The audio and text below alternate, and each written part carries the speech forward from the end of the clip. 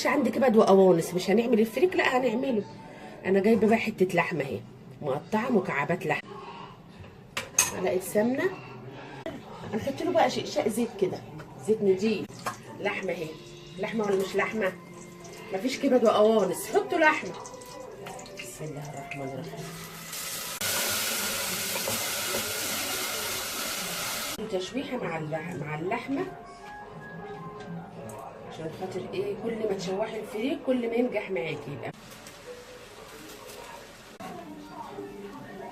يبقى تحت. بسم الله الرحمن الرحيم، صلاة النبي الرحيم. هنجيب بقى حبه من السمنه ونروح دهنين بقى ايه وش الرحيم. ثواني لسه مطلعه من الفريزر.